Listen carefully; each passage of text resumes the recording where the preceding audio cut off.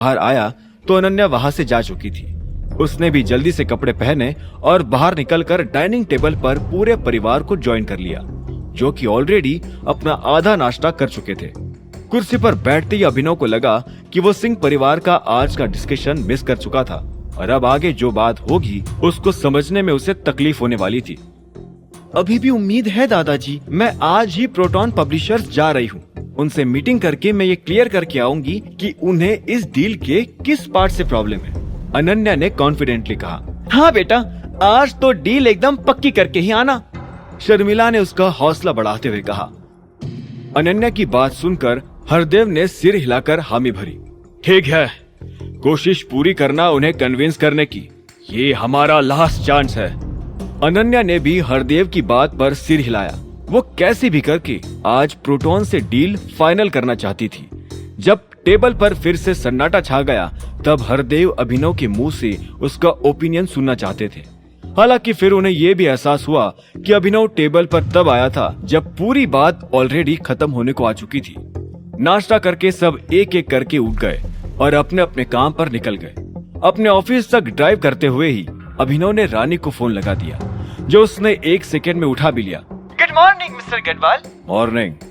आज प्रोटॉन के ऑफिस अनन्या सिंह आ रही है, एलेक्स कॉर्पोरेशन की तरफ से, to talk about the contract. अगर वो एक कंडीशन के लिए तैयार हो तो डील फाइनल कर देना, अभिनव ने ऑर्डर देते हुए कहा। कैसी कंडीशन सर? रानी ने थोड़ा हैरानी से पूछा। डील तभी फाइनल हो सकेगी जब अनन्या ही पूरे कॉन्ट्रैक्ट में इंचार्ज रहे। मुझे सनी सिंह जैसे लोगों के साथ डील करने में इंटरेस्ट नहीं है और ना ही अनन्या और हमारी कंपनी के बीच कोई थर्ड पर्सन आना चाहिए। Got it? अभिनव की कंडीशंस को सुनकर रानी ने बिना किसी सवाल जवाब के तुरंत हाँ भी कर दिया। Sure sir. कॉन्ट्रैक्ट 5 साल का होगा और एंड तक इंचार्ज अनन्या सिंह ही होनी चाहिए। उसके सामने ये सारी इंफॉर्मेशन क्लियरली प्रेजेंट करना, अभिनव ने स्ट्रिक्टली कहा।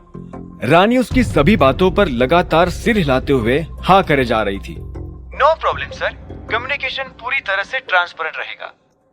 Good, dismissed. अभिनव ने यह कहकर फोन काट दिया और गाड़ी इमेजिंग सिक्योरिटीज के पार्किंग लॉट में ले जाकर खड़ी कर दी।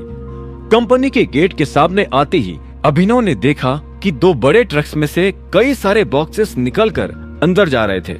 अभिनव को देखते ही मायरा भागकर उसकी ओर चली आई। गुड मॉर्निंग सर, सारे मटेरियल्स आ चुके हैं। अभिनव ने सिर हिलाया और कहा। और इंटरव्यू का क्या हुआ? सर वो भी सक्सेसफुल रहा।